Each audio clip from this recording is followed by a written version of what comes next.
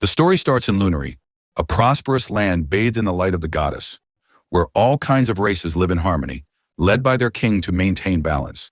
However, there was a young king who seeks to rise above all others. He was a tyrant, a powerful and seemingly unbeatable ruler. A large crowd is gathered, and a lady stands before them, urging them to set aside their differences and unite for the first time in history. Their sole purpose was to defeat the demon king, the lady having gained power from the goddess Stella, as vowed to save them all.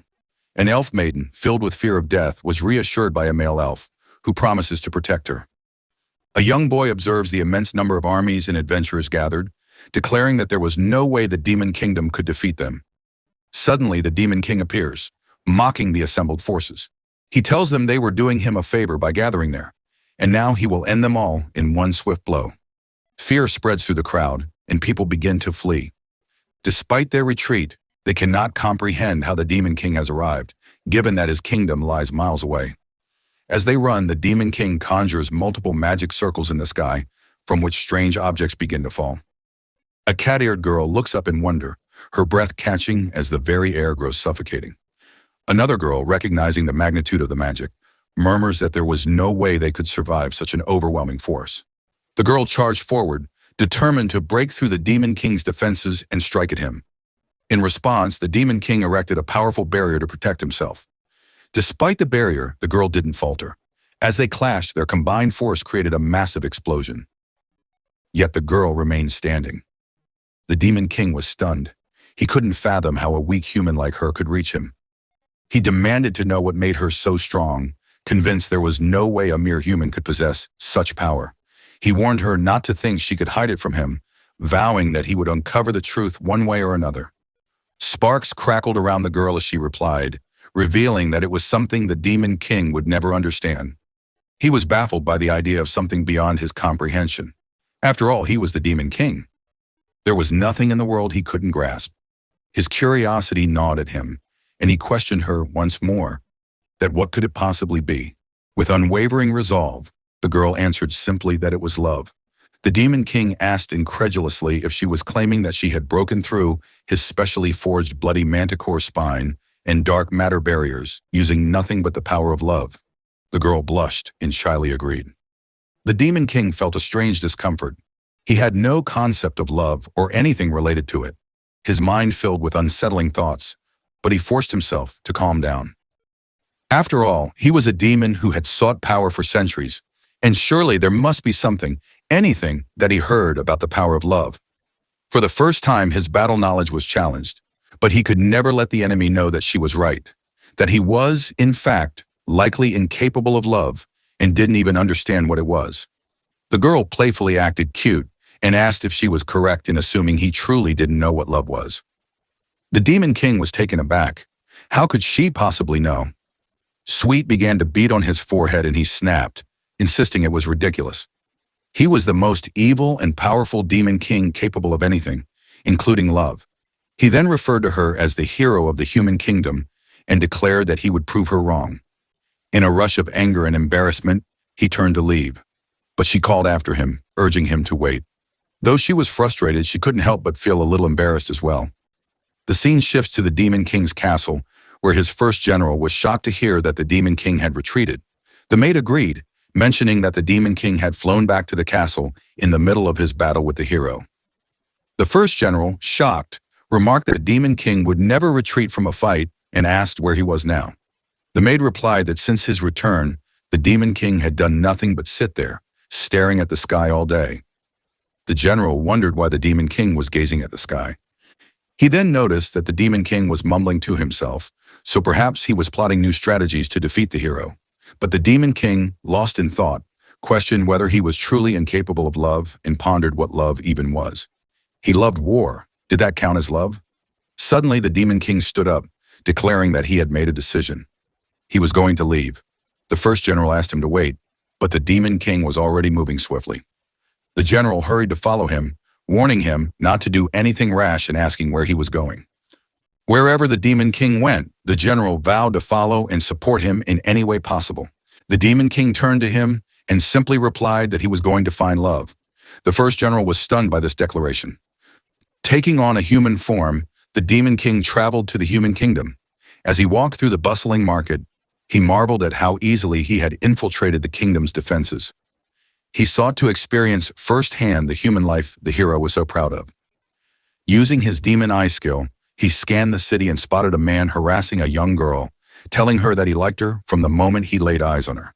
He tried to reassure her, saying, "Don't be scared and let's have some fun." The Demon King understood how it was done, but he knew that nothing could replace first-hand experience. He decided to try it out immediately. Spotting a girl walking alone, he guessed she might be unaccompanied and would make the perfect target.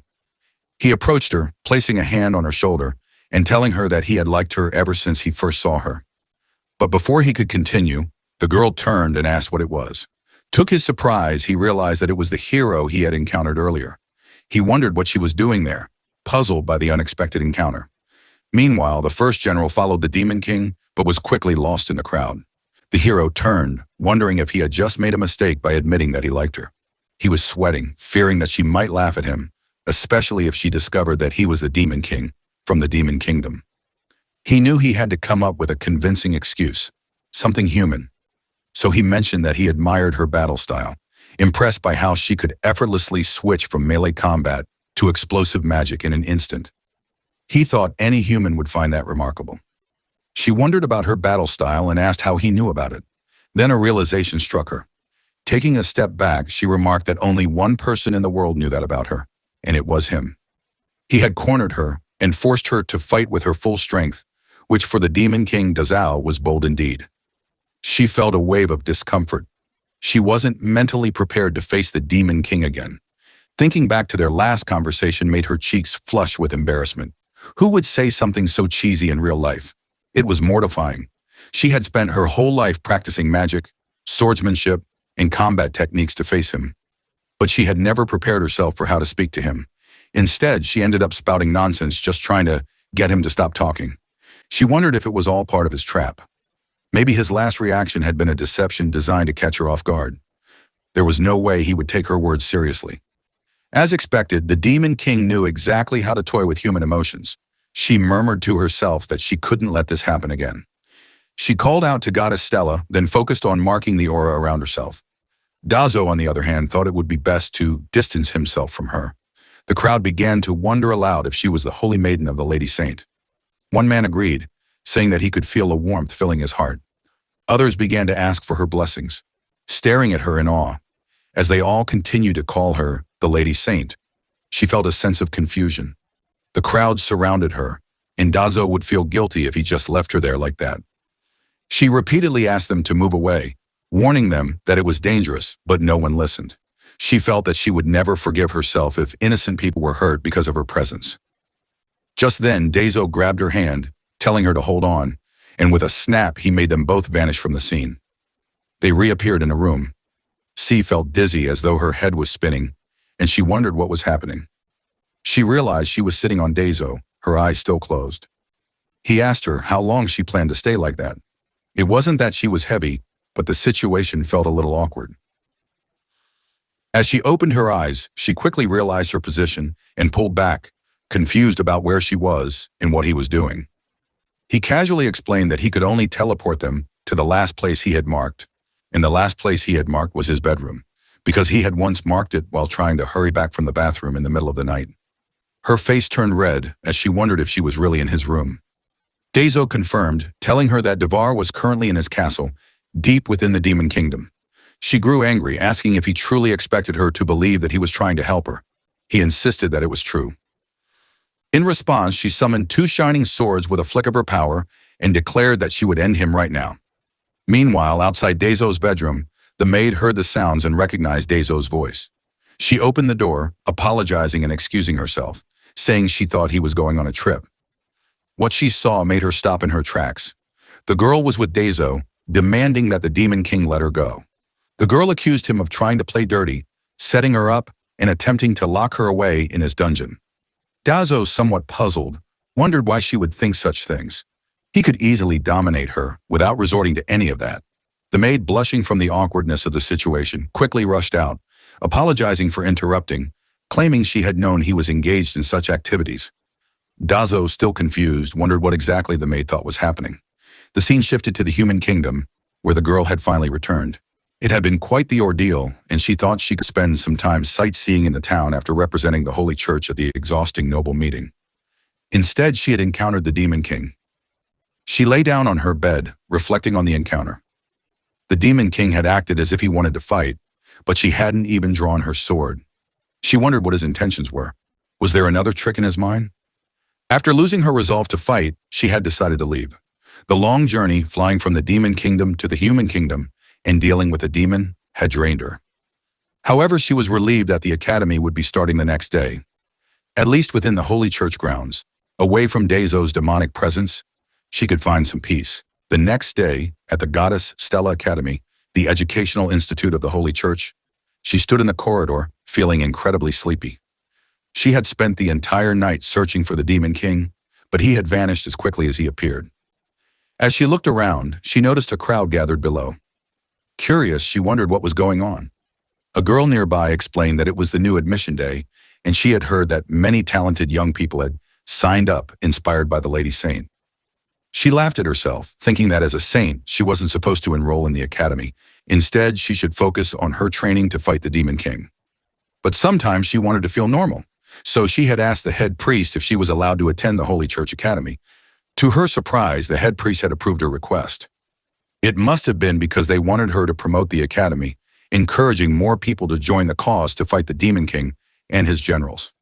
Suddenly, she was shocked to see the Demon King and his general among the new students. She wondered what they were doing there. The general asked Daziel why they were enrolling in a human academy, especially when the place had a holy scent that made him sick. Daziel replied that he had heard about the academy while investigating the residence of the hero. The general was taken aback upon hearing this. Daziel explained that it was no different from a battle. If he wanted to understand her better, he needed to understand her environment as well. It turned out that stumbling upon the academy was a fortunate coincidence. The general was deeply emotional, realizing that the Demon King had finally come to his senses. He truly wanted to fight the hero seriously, and that's why he was there. He could sense that their victory was getting closer. Daziel nodded, telling him that one should always keep their friends close, but their enemies even closer. The general agreed, stating that he would assist the Demon King in uncovering everything about the hero. Other students, watching the scene unfold, could only stare in silence. A lady stepped forward to announce that before they could start the test, everyone would need to give an offering to Goddess Stella. Both Daziel and his general exchanged glances, noticing the stark separation in the social classes. Daziel glanced at a purple crystal and thought it should be good enough. He placed it on the table, followed by several more, which shocked the priests. The general understood their reaction. The crystals were the highest quality materials, super rare gems that could turn weapons into legendary artifacts. Daziel's wealth alone far surpassed that of the entire human kingdom, even during their most prosperous years. He belonged in the finest seat, far beyond what humans could offer. The two priests hurriedly moved to destroy the forbidden objects from the demon land, but the lady instructed them to simply burn them, declaring them unholy. Daziel and his general, however, watched as they were placed in the wall of rings. The time came for the participants to fire at the targets. A boy went first, hitting all of them perfectly with ease and casually mentioning that it was nothing. His peers praised him, calling him the best. The general noted that for the higher offering students, the distance was only 10 meters, while for the law of rings, it was 100 meters. He thought to himself that it was clearly easier for those who had given larger offerings, and he wondered about the human's obsession with social standing. The priest called for the next participant, Daziel. He hadn't hit the target from 100 meters away. The boy before him wished him good luck. The general glanced at the boy, thinking he should know his place there. Meanwhile, Daziel observed the girls who were openly expressing their admiration for the boy, telling him that they loved him. Daziel thought to himself that, in order to receive such affection, a person must prove their competence, even if they were poor. If that was the case, then he would take the test seriously and give it his all. Without hesitation, Daziel used Meteor Storm to attack the targets. The meteors were enormous, causing a wave of shock among the onlookers at the sight of such ancient magic. The general turned to Daziel and remarked that it was only a level 1 meteor storm, though it looked far more significant due to its sheer power. Just then, the hero girl arrived, using her sanctuary banishment to protect the building. She created a barrier that blocked the meteor storm, preventing it from causing any damage. She then stormed toward Daziel, anger evident in her eyes, and grabbed him by the collar. She asked what he wanted. Daziel referred to her simply as hero. She responded by mentioning that he had suddenly disappeared in the middle of their fight, only to appear out of nowhere in the city. She added that he even teleported her to his bedroom. The other students and Daziel's general were shocked by her words. The hero continued, explaining that when she was finally about to get some sleep, exhausted from the ordeal, Daziel showed up again just outside her room. She asked him if he had any idea how much sleep she had been lacking because of him. Then, with a scowl, she asked if he wanted to fight, in which case they could just do it. A lady with a flushed face approached the hero, asking if Daziel was her friend. She apologized but suggested that they move their private conversation elsewhere. The hero realized her own embarrassment and quickly corrected her words, saying there was no such relationship between her and Daziel. She stopped Manhwa, considering that if the truth about Daziel being the demon lord were to get out, it would cause chaos. Having the demon king within the holy church's grounds, right in the middle of the city, would prompt all of the church's paladins and warriors to respond. Casualties would be countless, and she wondered what she should do. Daziel then asked the lady if he could take the test again, as the hero had interrupted him last time. The hero raised an eyebrow, questioning whether that was really the issue at hand. She sighed and apologized, explaining that the rules only allowed for one attempt. However, since he was apparently in a close relationship with the hero, she would allow him to pass the test. She also mentioned that with such a powerful meteor attack, they could easily wipe out the Demon King's army. Daziel remarked that his relationship with the hero was whatever she thought it was. Just then, the general stepped in, mentioning that he was also acquainted with the hero and that he too could summon a meteor. He mused that he couldn't let the hero fail the test, especially since he had to stay close to his king. A few days later, both Daziel and the general were dressed in their school uniforms, and Daziel looked surprisingly good in it. He simply replied that it was just a uniform. Suddenly, the general noticed the symbol of the Holy Church near Daziel's face on the clothes. When Daziel pointed out that there was one on the general's uniform as well, the general quickly brushed it off. Daziel observed that everyone was staring at him. The general commented that it was because he had displayed such a magnificent meteor storm, and it was obvious the humans were admiring him. Daziel wondered if that was true of the case. However, he sensed something different from the kind of admiration the other students had shown him during the test. The general was right in thinking that the people's views were quite different. Daziel and his general were walking when he mentioned that he wondered what kind of training the academy people would conduct. The general replied that it was only the first day, so it would probably be a 200 kilometers run as a warm-up. The general then wondered if they were truly in demon territory and asked if Daziel felt any danger or malicious presence. Daziel pointed towards the hero standing some distance away and remarked that he could see her. The general thought that the hero hadn't even tried to hide, and even though she was glaring at them, they both ignored her. Daziel suggested they pretend not to have noticed her. The general, still bothered, muttered that it seemed troublesome. The hero then called out, demanding that they stop ignoring her. She ran toward them, insisting they hear her out, as she knew they could. She had a lot to say about what happened the other day. As she turned the corner, she found that they had disappeared. In frustration, she cried out, asking them to wait, explaining that she only wanted to talk. Why didn't anyone listen to her? She thought that even the headmistress blamed her for everything, but she couldn't tell the truth. Doing so would only cause chaos. She sat there crying, wondering why this had to happen to her. Suddenly, Daziel appeared in front of her and asked what she wanted to talk about. She stood up, glaring at him. He remarked that he heard she wanted to talk. He then asked if she had been crying. In response, she kicked him, insisting that she wasn't crying. Despite the pressure of his presence, she said she wouldn't cry in front of a demon, though tears still lingered in her eyes. He stopped her leg with a single finger, wondering what was in her eyes. She replied that she was angry and asked if he knew how much trouble he had caused her. She challenged him, saying that if he wanted to fight, so let's do it. She thought to herself that demons were supposed to be straightforward and fair in battle, but if he was just toying with her to make her life miserable, it would be the worst of all. His face reddened slightly as he said he didn't mean it like that, but he was hesitating to express what he truly wanted to say. She shouted at him, urging him to hurry up and speak.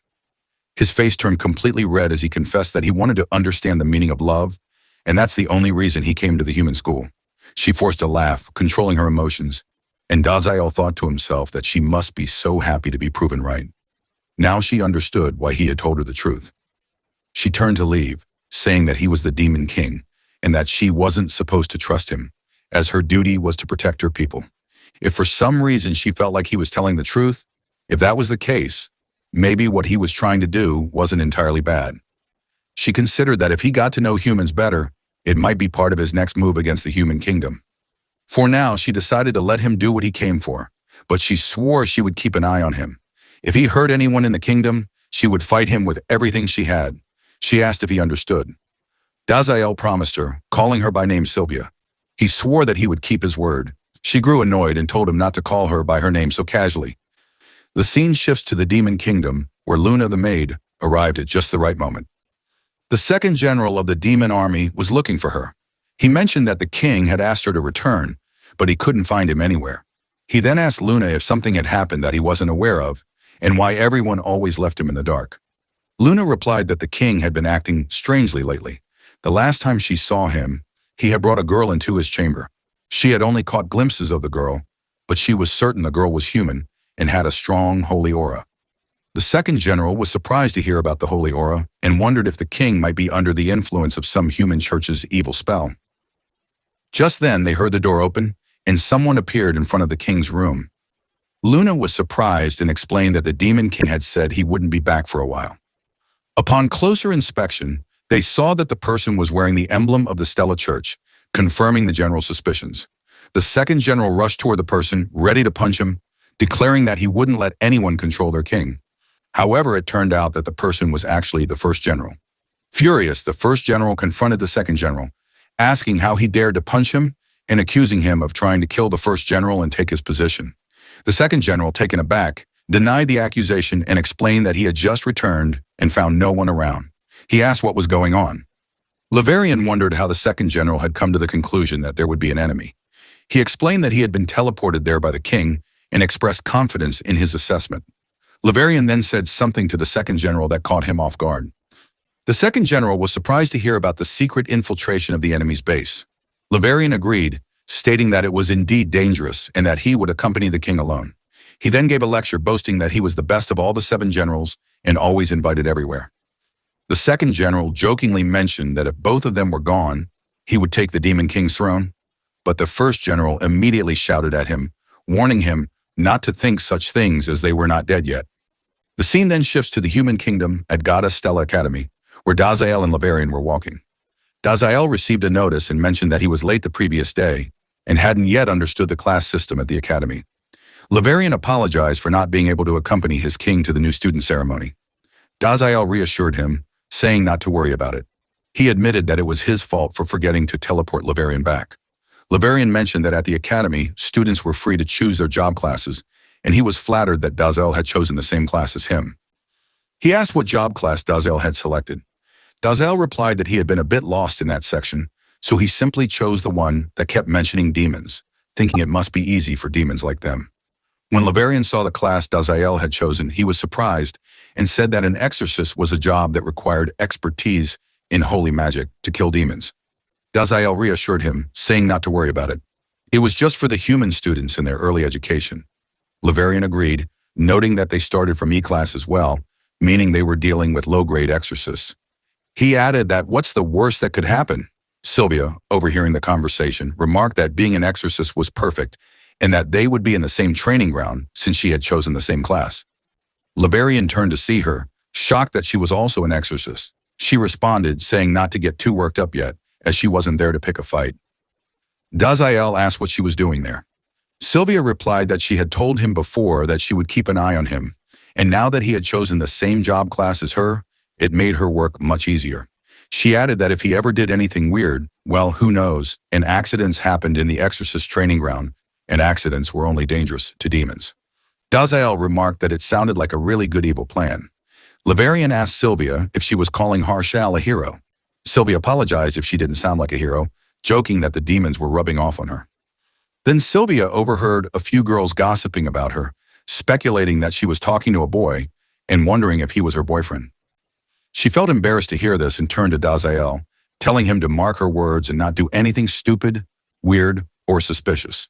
She emphasized that no one could ever learn who he truly was. Daziel then asked who she thought she was talking to, noting that they were the 2 strongest demons in the world, and blending in among humans was a breeze. Laverian thought about Daziel's words. Sylvia agreed, and as the bell rang, she noted that it was time for the morning prayer. Daziel wondered aloud about the morning prayer. At 7 o'clock a.m., the time for prayer had arrived inside Goddess Estella Academy's church. As they were all present, Sylvia noticed that Daziel and Laverian both seemed to feel an unexpected warmth inside, realizing it was definitely not a breeze. After the prayer, the two boys were walking down the corridor.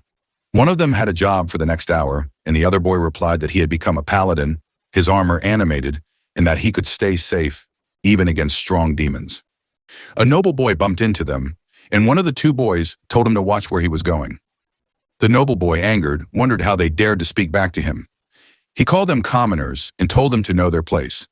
Without responding, the two boys continued walking, ignoring the noble boy.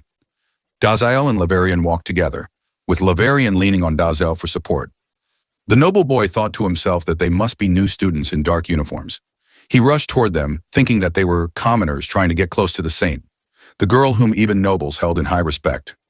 They were nothing but cocky peasants. He decided to teach the commoner a lesson by bumping into him using his superior strength. As he got close to Daziel, he ordered him to get out of the way.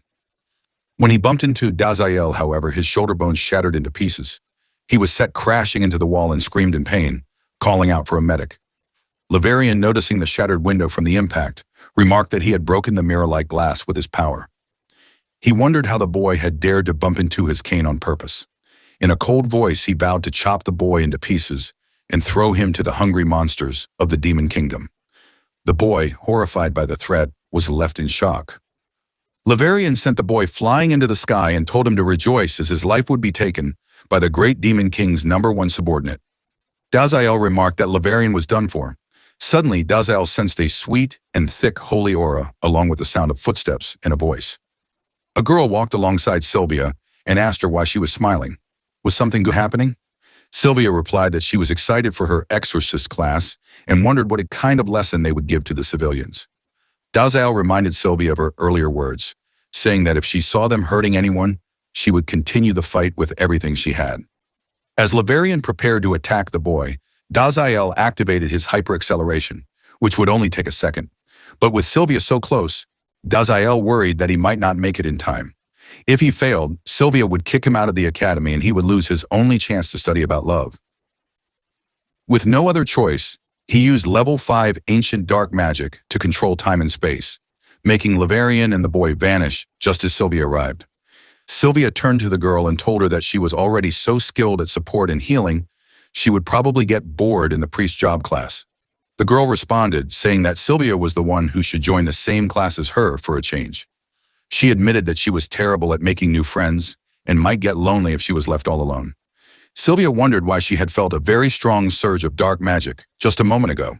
She then told herself that she couldn't let her guard down, and she had a strong reason to stay in the exorcist class. She stared at Daziel, who seemed surprised to see her there. She asked him what he was up to. Daziel was sweating heavily and wondered why she thought he was involved in something.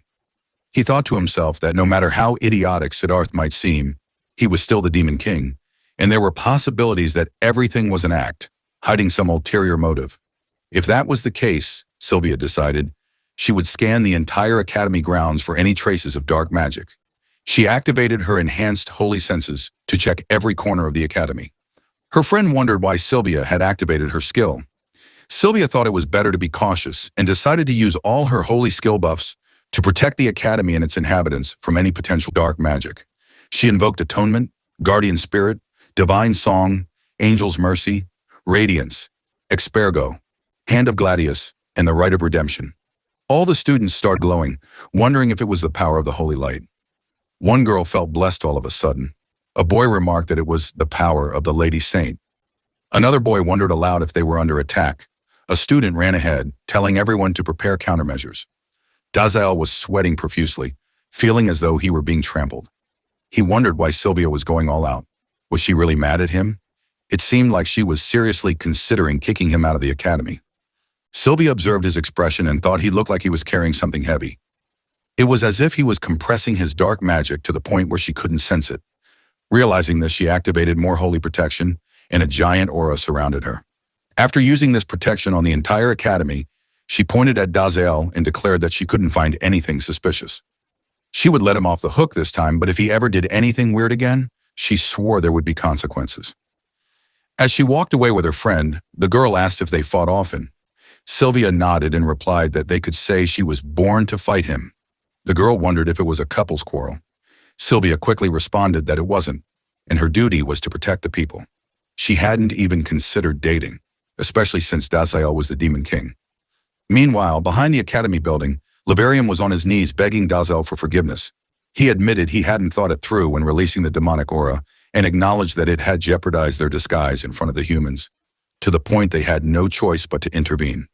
Laverium lamented that he was useless and begged the Demon King to grant him the greatest permission, ordering him to kill 100 King Hydras or 1,000,000 monsters within 24 hours. Daziel replied that Laverium didn't need to think about such things. Laverium began to cry, expressing how kind the Demon King was.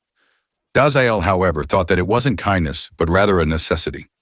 He had used his time and space control ancient magic skill to avoid attracting attention, something he could have done long ago. If he hadn't, the hero might have figured it out. Daziel then asked what they were going to do with the boy. He would rather not shed any blood while they were there.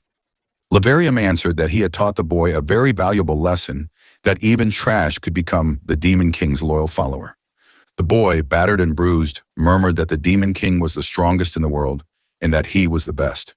Laverium, with a smile, commented on how beautiful it was to hear such words in that holy place.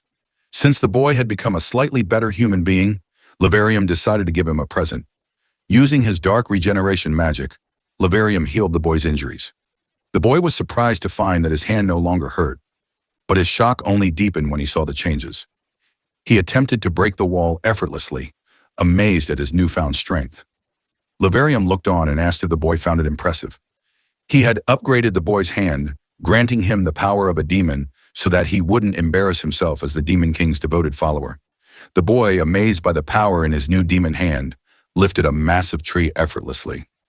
He exclaimed that it was so strong and he could destroy anything with that, and that was so cool. Dazzle watched with fascination, realizing that humans too crave power. However, as long as he had that demon hand, he feared the church would kill him before he could accomplish anything, leaving him deeply worried about his future.